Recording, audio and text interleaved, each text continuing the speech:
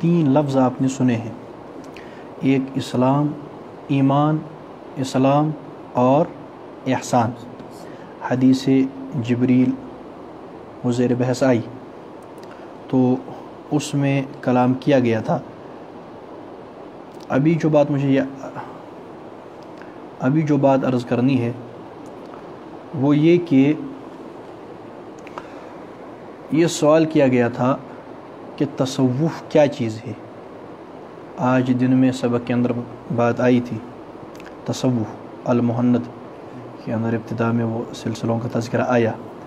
तो मुख्तसरन में अर्ज़ करता हूँ कि देखिए, जिस तरह अकाइद के लिए, उस इल्म के लिए बाज़ कवायद अहले फ़न वज़ा किए, इसी तरह फ़िक़्ह के मामले में अहले फ़न बाज़ कवायद वज़ा किए।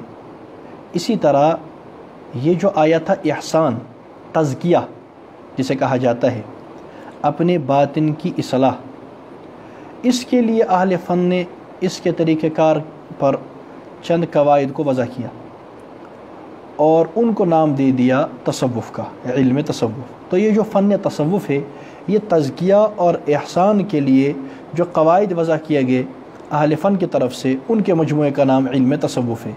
अब जिस तरह उसूल हदीस में इख्तलाफ है, उसूल तफसीर में इख्तलाफ है, ठीक है जी, दीगर फ़नून के दरमियान इख्तलाफ पाया जाता है, इसी तरह फ़न तसव्वुफ़ में भी उनके अहले फ़न का इख्तलाफ है। कभी किसी ने किसी तरीक़ेकार को ठीक समझा, किसी ने उसको गलत समझा, तो ये कोई ऐसी बात नहीं है।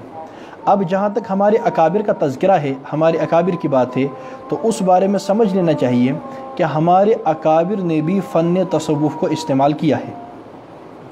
हमारे अकाबिर ने भी फ़न तसव्वुफ़ को इस्तेमाल किया, लेकिन हमारे अकाबिर ने फ़न तसव्वुफ़ को सर पे नहीं बिठाया।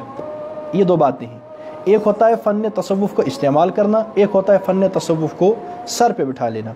सर पे हमारे अकाबिर ने नहीं बिठाया, अलबत्ता इस्तेमाल किया था। ये इस्तेमाल करना और सर पे बिठाना, मैं इसको एक मिसाल के ज़रिए से आपको समझा देता हूँ। हज़रत मौलाना रशीद अहमद गंगोही रहमतुल्लाहि तआला अलैह, उनके पीर हैं हाजी इमदादुल्लाह मुहाजिर मक्की रहिमहुल्लाह तआला। हज़रत गंगोही रहमतुल्लाहि तआला अलैह ने उनसे बैत की थी।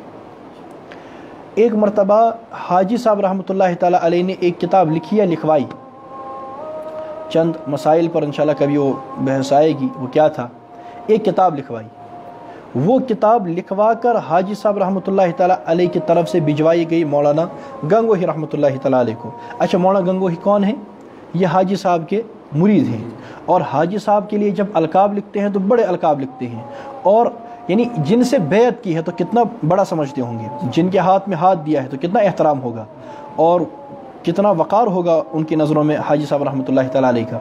लेकिन जब किताब पहुँची, किताब चंद मसाइल के मुतालिक थी, ये जो सुन्नत बिदअत, ये जो बहस चल पड़ी थी हमारे अकाबिर और अहले बिदअत के दरमियान, इन मसाइल के मुतालिक एक तहरीर थी, किताब थी हाजी साहब की तरफ से।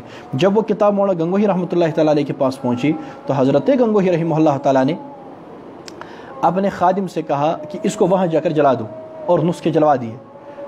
वो खादिम कहने लगा, हज़रत हाजी साहब की किताब है। तो मौलाना गंगोही रहिमहुल्लाह तआला फरमाने लगे कि हमने हाजी साहब से बेअत की है तसव्वुफ़ में, ना कि फ़िक़्ह में। फ़िक़्ह में वो हमारे पीछे चलेंगे, ना कि हम उनके पीछे। फ़िक़्ह में रशीद अहमद हाजी इमदादुल्लाह के पीछे नहीं चलेगा, बल्कि हाजी साहब रशीद अहमद के पीछे चलेंगे। इसे कहते हैं कि तसव्वुफ़ को इस्तेमाल तो किया है। अब देखिए, यहाँ जो लोगों ने तसव्वुफ़ के नाम पर खराफात गढ़ी हैं, रबाब और ये बाजे और ये तमाशे और ये दीगर चीज़ें, इनसे अहलुल्लाह वो साज वो बरी हैं। ये चीज़ें तसव्वुफ़ में नहीं हैं। तसव्वुफ़ तो इस्लाह बातिन का तरीका है कि आप एक शेख के पास गए, आप एक आलिम के पास गए, आप एक बुज़ुर्ग के पास गए, एक सहीहुल अक़ीदा मुत्तबी सुन्नत शख्स के पास गए, और उसके पास जाकर कहा कि जी मेरा मेलान गुनाहों की तरफ है, मेरी तबीयत गुनाहों की तरफ जाती है, मुझसे गुनाह सरजद हो जाते हैं, आप मेरा इलाज फरमाएँ, आप मेरी तरबियत फरमाएँ, आप मेरी इस्लाह फरमाएँ। तो इस तरह मेरी इस्लाह फरमाएँ कि मैं गुनाह की तरफ जाऊँ न जाऊँ, और जब भी कभी मेरी तबीयत गुनाहों की तरफ वो लपकने लगे तो मैं बाज रहूँ, और अगर खुदा न खास्ता कभी मुझसे कोई गुनाह हो गया, क्योंकि मासूम तो है नहीं, गुनाह हो जाएगा, तो मैं उस पर मुसिर न रहूँ बल्कि फ़ौरन तौबा कर लूँ, ताकि फासिकीन में मेरा शुमार, फ़ौरन तौबा कर लूँ, फ़ौरन तौबा कर लूँ, अल्लाह के हुजूर पहुँच जाऊँ। ये मेरी आप तरबियत फरमाएँ। तो वो जब इसकी تربیت کرے گا اس تربیت کے لیے جو بعض قواعد اہل فن نے وضع کیے ان کو تصوف کہتے ہیں بس۔ اب اس میں جو خرافات اور یہ بدعات اور یہ مصیبتیں داخل کی ہیں وہ تو جن لوگوں نے داخل کی ہیں وہ جانے، ہمارے اکابر اور اہل السنہ والجماعہ میں سے اس فن کو استعمال کرنے والے ان سے بری ذمہ ہے، تو ہمارے اکابر تو اس کے قائل نہیں ہیں ان خرافات کی۔ لیکن جہاں تک فن تصوف کا مسئلہ ہے بغیر خرافات اور بغیر ان بدعات کے، وہ ہمارے اکابر نے استعمال کیا ہے لیکن سر پہ نہیں بٹھایا۔ یہ علماء دیوبند کی خاصیت ہے کہ جس چیز کا جو مقام ہوتا ہے اس کو وہی دیتے ہیں، جو فن تصوف کا مقام تھا اس کو وہاں پر رکھا، سر پہ نہیں بٹھایا۔ آج لوگ سر پہ بٹھائے پھرتے ہیں، حالانکہ سر پہ بٹھانے کی چیز نہیں ہے، اس کے اپنی ایک جگہ ہے۔